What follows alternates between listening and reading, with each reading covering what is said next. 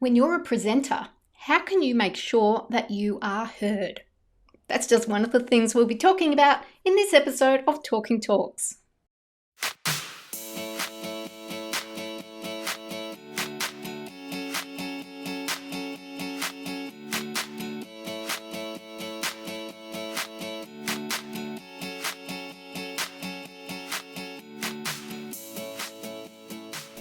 Hello and welcome to Talking Talks, a behind-the-scenes look at how great presenters make great presentations. I'm your host, Bri Williams, and today I'm joined by Dr. Louise Mahler, a foremost expert in body language, voice, and human behaviour. Louise has a PhD in business, a master's in organisational psychology, and a graduate diploma in music. Louise trains people in what she calls vocal intelligence, the mind-body-voice connection that can amplify our influence. She's a highly sought-after and decorated keynote speaker, including Speaker of the Year, and speaks about leadership and trust. It is an absolute honour to have Louise on the show, so let's get started.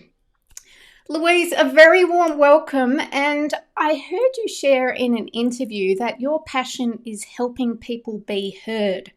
So I'm really curious about how you came to that and what that actually means for you.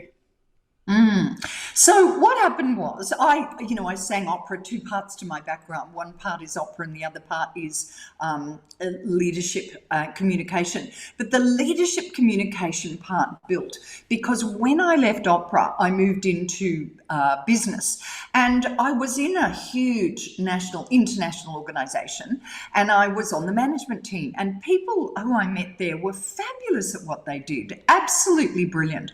And then they'd get up in front of a group and I would go, what are you doing? And suddenly that person would diminish themselves. I couldn't understand what they were talking about.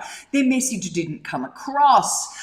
They lacked trust, instilling trust in the audience. And I just became passionate about solving that problem. And what I discovered through my PhD is there is a massive gap in our education in Australia where people become content experts, but they can't deliver what they want to do.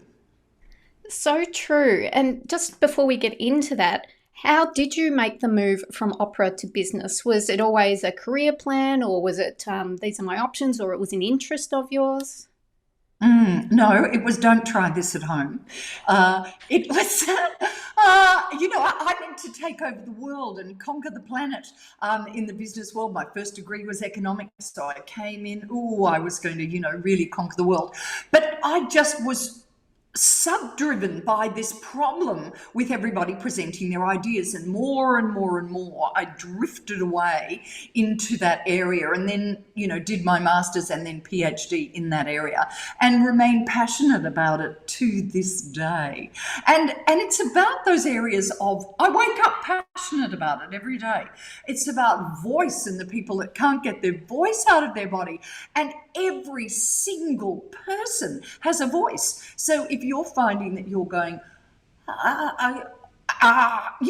there are things you can do to solve this problem, and then, structures that you use to get information away and ways you hold your body, and, it's all solvable. So it just drove me, this passion. So your experiences of using your body as an instrument, you're able to really fuse with business. And I think that's one of the beauties and one of the messages I hope people take away from all of the people I've so far interviewed, and certainly my experience. What makes us unique is our life experience. And if you look for how you can fuse them, there's usually something very exciting to talk about. Yes. Well, I am what I am, and people are fascinated by the opera background and the people I've met and the places I've been. And it's kind of like, for me, it's like, no, but that's just life. That's just what you do. It's not unusual. But I have learned, I've had great opportunities with the best performers in the world who are able to get sound out. And I know how they get sound out. I've watched them get sound out and perform. So not only have I learned it, I've got a degree in music, postgraduate in music, letters in music, all of those things, but, I've done it. and I've watched the best in the world do it. And that gives you a certain information, and it just is. It's where I was and what I did, but I very much treasure that now. And tell me a little bit about your draw towards academia, because there's one thing to experience and practice in a field, but you are so highly qualified. So is it just a thirst for the learning or the qualification? What is it that really attracts you to academia and study? Well, my first degree was in economics and statistics, and I just love study. So I actually did most of a degree in German as well, and then I've got a diploma in computer programming. I don't even put that on my CV. I just love learning. And you think, Louise, they're disparate fields, but actually they're not. They're all about Bri, and I'm preaching to the converted here. It's all about patterns. You know, econometrics, again, is about spotting patterns. Singing, music is about patterns. Everything is about patterns. I'm an NLP master practitioner, and that brings it all together with patterns. And, you know, fascinated that we have certain patterns. They're not the best patterns. We need new patterns. And then the science of how do we get from one to the other. And I think with the market that I want to work with and do work with, which is the leadership market, they're disinterested in circus performers. They need the theory behind it. And so, you know, I studied the theory behind it. You certainly have, and now are a leader in vocal intelligence, certainly, which has really got your trademark next to it, hasn't it? And I was lucky enough to attend one of your sessions just last week. And when you were talking about patterns, but also about everyone has a voice, one of the things that I really enjoyed was you start with the assumption around how we breathe. And so you ask people how to take a deep breath. Yeah. And if people do it now, like I did, the shoulders go up and we constrict. So the takeaway, of course, is that we form habits around our body and how we think we are communicating, and all of these things can be refined. You know, so often I hear the word authentic. People say, I want to bring my authentic self. But they don't say it like this. They go, I want to bring my authentic self to the engagement. And I'm like, well, I'm not thinking that's your authentic self. You know, that I don't know what that is, but that's not the real you behind all of that. What happened here? You know, voice is a choice. Why would you choose some of the ridiculous ones that we have? And there are reasons, because we don't get better advice. And, you know, once you realize it, all roads lead to Rome. All roads lead back to the way the breath flows out of the body and out of the mouth. That's it. Voice is breath flow. And if the very term take a deep breath in, let me tell you, in my performance world in Europe, nobody takes a deep breath in. Everybody takes a deep breath, you know, gives a deep breath out.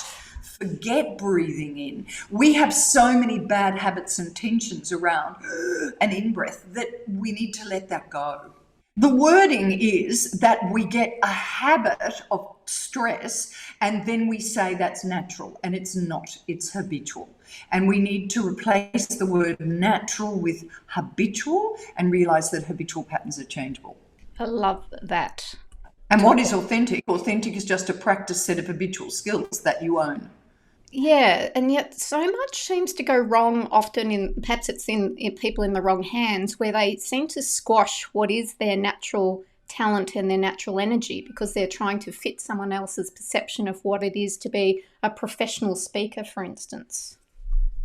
You can't be a professional speaker and squash yourself into what other people want. You know, if you're going to be a professional speaker, you have to bring your own identity. You have to develop that over time. And that's practice. And there's only one way to do it. It's like being a comedian. You got to get out there and do it. Speaking of which, Louise, I'm going to show now some clips of you using your humour, and then I might even show clips of some further study you've done on the stand-up circuit. So let's have a look at you in action using your funny bone. In singing, what we do is you walk around, you see people walk around backstage going, oh, oh, oh, oh, oh, But I spoke to Peter and he said that won't work in most of your organisations. Just do it. Just lift your top lip and talk. Just lift your top lip. That's a rabid dog. That's a rabid dog. You know, what happens when we get defensive is that we actually try to protect the weak part of the body, which is the back of the neck, and we jam the back of the neck. When we jam the back of the neck, we get a tight voice, and we can't breathe. I don't like it. He knows that power is in the lower body. Power is in the lower body. You sit on sound, you open the body, and you know, he does all the right stuff. So why, if you want power, would you choose to throw your head, which is called the chook? I hope that's just given people a taste of how you use humour to illustrate points. So was that something that was natural to you? Oh, I guess I've always done it. I find, though, it is a conscious strategy now because a lot of the work that I do is quite confrontational. See, people have the wrong belief. They believe that they have the patterns they have because they're natural. And therefore, if you criticise them, you know, there's a problem. But that's not actually true. They're completely changeable habits and you need feedback so that you can change those habits. So it's quite confrontational. And using humour is about making something that's quite confrontational more palatable. And how did you find the stand-up course as well? I love the stand-up course. I'm not going into stand-up comedy. You know, it's a different process, stand-up comedy. I love it. I could just watch it all day, but it's probably not where my expertise is. I don't know about that. I think if ever keynote speaking tends to drop off for you, and I don't think it will, I look forward to seeing you on the circuit for sure. Now, speaking of making sure things are not confrontational, I'm going to show a clip now of you getting people on stage and getting people to do things in public which they wouldn't normally do. So let's have a look.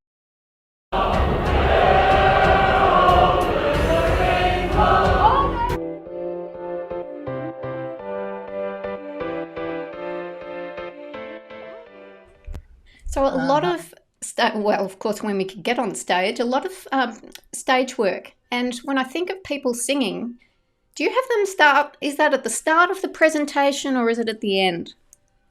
Yeah, well, that's a good question, Bri, because, you know, that's another one of those skills. Don't try this at home.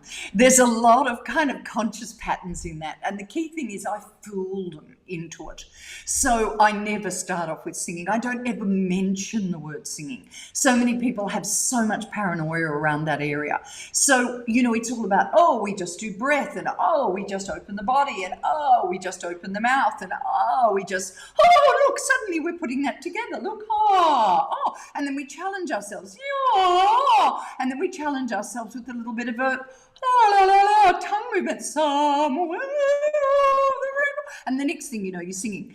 And so you kind of get fooled into it step by step. So yeah, the singing happens at the end as a surprise, as a shock. If I started it in the beginning, let me tell you, nobody would do it. I think that's so central because what I've been interested in with people's presentation structures is the need for a little degree, well, it's a degree of provocation or tension that you need to have at the beginning of a presentation to destabilize enough so that people start to inquire about why the status quo is not serving them. Yep. So they go through this, moment of reflection, and then it's about getting them to the end game, which is where you want the transformation to play. So how do you go about conceptualizing and structuring your presentations to move your audience? Well, I usually, I just work through different skills, and they're different skills that are less confrontational and then more confrontational, and just move them along. You know, I have I architecturally design my presentations so that I know where every bit of content is on the stage, and I move to that bit of the stage and move it through. And then I always have a beginning, and then I have an ending, and I have a key message that, you know, is part of what we do, and that's how I structure. I can write out my work always looks improvised, and it's anything but improvised. It is not improvised. Interesting. And I know where I'm going. Yeah. So take us a little bit behind the scenes with your process. Do you start with post-it notes? Do you conceptualize things? Is it having PowerPoint slides? How do you get ideas into a state that you can start to map out what your presentation might be? Yeah, well, you know, for the new year, the issue for me is that I am an expert in nonverbal and voice in leadership. And therefore people go, oh, what are your new topic? No, that is my topic. You know, I'm a world expert on this topic. I don't change topic. So, you know, it's just a matter of weaving it into a different world. And I think that the world for 2021 will be performance stress. You know, I put on that webinar, I had 500 people immediately enroll. This is an area that people relate to.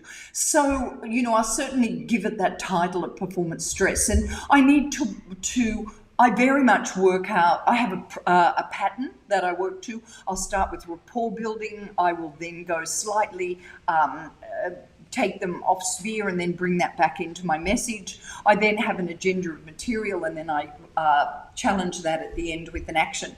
But what I need within all of that, devising a new keynote, is I work to a musical structure that will have a climax. So I work on energy. So I very much work on energy and getting people connected and with me to a height. And sometimes in a keynote, I'll do something and people might be screaming with laughter or making a lot of noise. And suddenly I'll go, I can't top this for a big finish. So I'll finish. I have to make that decision to finish there because I can't top it. I can't go on. And so you're always playing a little bit. It's playing with audiences. Gee, I miss it. You know, those getting people up on stage is, you know, I'm an NLP master practitioner and I studied hypnotism. I am not doing any conscious hypnotic techniques, let me tell you. But really getting those people on stage is a kind of a hypnotism. You know, I capture people say, how do you choose? You've got to be careful, they say. Got to be careful who you choose. And I think, what makes you think I'm not careful about who I choose? I'm looking at people thinking I'm going to choose somebody, and somebody looks at me, their eyes go away. Okay, forget it. Then I look at someone and I get that eye connection and I'm like, you're it. And then boom, I go in and get them. Now, once I've got them, I don't let them go. I have got them 100% with me all the time. I don't, silence is not golden. I don't let that energy break between that person. And basically, when I get the people up on stage, they'll do what they're told. They'll do what I ask them to do. And it's great. It's great fun. And people in the audience will often say, oh, I'm so glad I'm not that person who came up on stage. But let me tell you, it's the person who comes up on stage who almost always contacts me afterwards and says, can I work with you? They have a change experience that really impacts them. Talk to me, please, about how you manage your own energy on stage. You've got content going through your mind. You're improvising within perhaps the plan or the constraints of your session. And you're trying to pick out individuals from the audience and you're selecting. So you've got a lot of balls in the air. Yeah. How? That's a practice.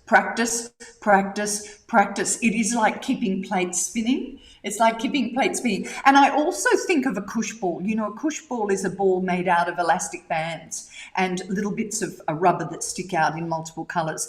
And what you can do is your Koosh ball, you're following the bouncing ball. The ball is bouncing along. Then you see an opportunity to pull one of those strings out and improvise. But when that is finished, bang, it springs back to the Koosh ball, which continues on its journey. And you know, that's my technique. But I understand that's a pretty classic comedy technique as well, to take things out. But it's not that everything's improvised. It's not. It comes back to the path that you're on. It's a high risk strategy. It's a high risk strategy that is practiced.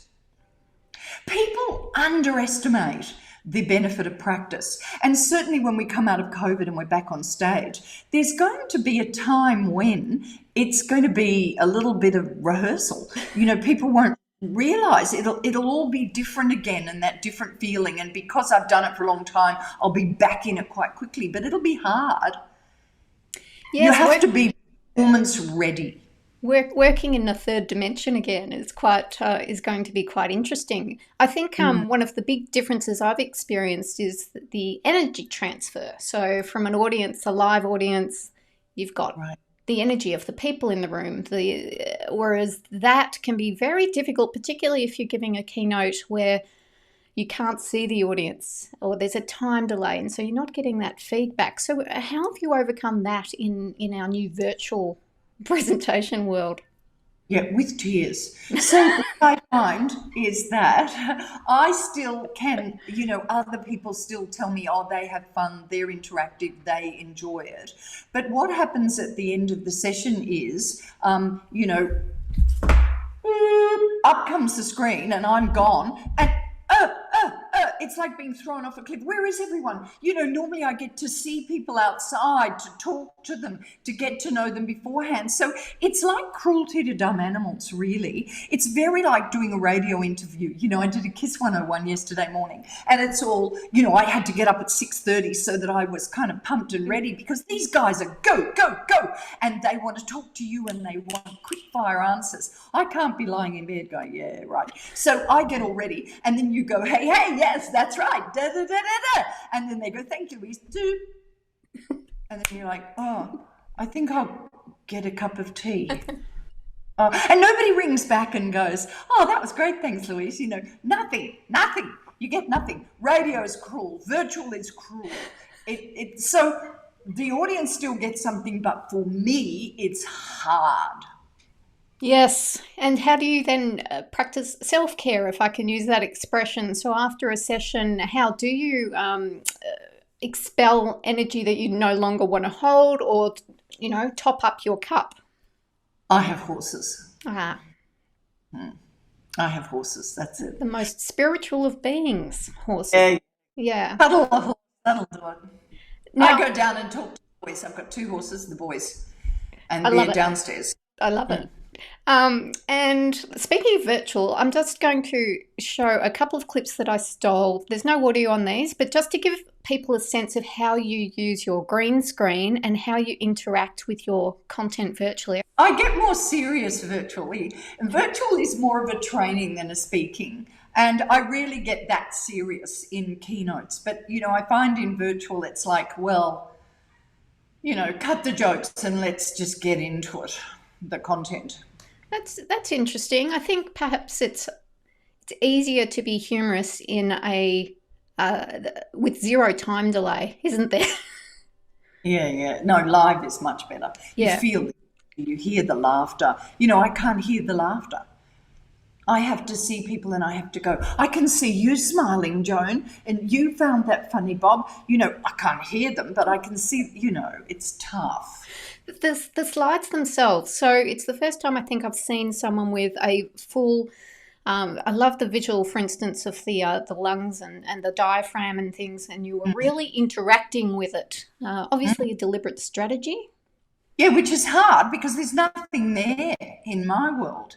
And I've had to, it's funny, somebody said to me the other day, oh, when I watched my video back, I could see that I was different to how I thought I was. And I'm like, mate, you've got the screen there right now. You can see yourself. And he said, oh, I don't look at myself. Well, hello, sunshine. You've got to look at yourself. You've got to realize where your hands are within the screen, what's there for interaction, which side it's on, because it's hard to know which side things are and where they are. And that's, again, what is it? Practice. That's what it is, practice.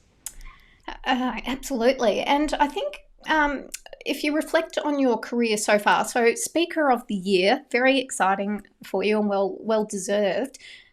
If you reflect back, I don't know how long you've been in your practice, but if you reflect back, what has been the most significant change in that time? Oh, that's a big question. What has been the most significant change? The ability to take risk, I guess. The ability to take risk, to realise what I'm selling, because I thought I was a content expert. I thought I was a content expert for ages. Oh, no. Louise, you're a motivational speaker. And that's taken a while to grow into that and realise it. You know, again and again, conference or agents, bureaus will say to me, you know, they want one thing. They want people to laugh. They want them to do things, and they want them to take things away and learn. But they don't just want them to take things away and learn. The laughter and the energy, I often say, I sell energy. That's what I sell. Such an interesting insight, because oftentimes with clients, they think they're buying one thing, but they actually want something else. Is there something in your briefing process which helps course correct for your clients, perhaps, and their expectations, or for instance, what they think they need versus what you think that they need? Well, I'm always disguising content because I'm passionate about people getting the skills. So I'll say, look, we'll do, you know, how to move, how to gesture, how to eye contact, how to make your voice. And they go, oh, right.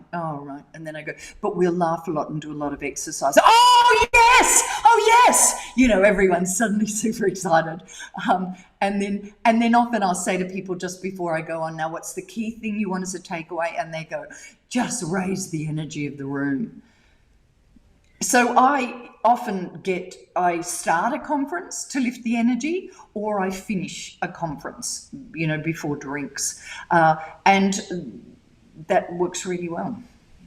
Yes, I happened to be at the recruitment conference. I was speaking, and I think you were a keynote speaker. I was one of the concurrent speakers, and I've watched some of the testimonials from that, and you can just tell how people are so enthused, excited, but they've also immediately taken the actions that you say that you sort of end with. They've taken it on board, so it's an embodiment of what they've learned through osmosis. The problem is that with the work I do, often it's been presented by people who are content experts, but they're boring as you know, I've had people in, I've got experts in, say, a voice specialist expert, and they get in front of the audience and I go, what are you doing? As they go, this is the larynx moves with and I'm going, nobody's interested. You know, we're going to have to capture people's attention here. You know, they don't get that you have to capture attention. One of the things that people often say to me with coaching is they say, when I'm speaking, everybody looks down and reads their notes. And I say, well, when I'm speaking, nobody looks down and looks at their notes. So what's the difference? I work hard at it, capturing people. You know, and there's phrases that I hear people say, oh, you look at the people who are smiling at you. I've got the people who are smiling at me. I need to get the people who are not smiling at me. And sometimes I'll set that challenge. I remember once going to Adelaide and I walked in and it was a group of, I think they were financial planners. And there's a man there in the front row and he immediately looks at me and goes, oh, yeah, no, she's not my type, you know, something. And they sort of go like this. And I just walk on, take one look and think, I'm going to so get you. I'm going to so get you. And I just set myself that challenge. And I'm always checking with them whether I've got them. And yeah, you know, I do. I don't take prisoners. They probably become your biggest advocates, I would say. Well, I love what I do. Louise, time has absolutely flown. I am obsessed by people who walk their talk. And as you were talking about with the voice experts that then don't, you know, make the subject matter come alive and feel and have people feel what they're learning, I just think you are the embodiment of a presenter who walks their talk. It's meta in every way, and It is so exciting to have you on stage. I would love to see you live sometime. I've tasted what you do virtually, and I think you've really lifted the bar in our speaking profession. So thank you so much for your time, Louise. Now, if people want to find more about you, they can visit louisemahler.com.au. Louise also has a YouTube channel, so I'll link to that in the show notes. And of course, if you want to find more about me, you can find me at briwilliams.com. And Louise, I just want to thank you again for your time. It's been a fascinating conversation, and I look forward to talking talks with people again soon. What did you do? I forgot to press record, of course. That's okay. I'll insert the...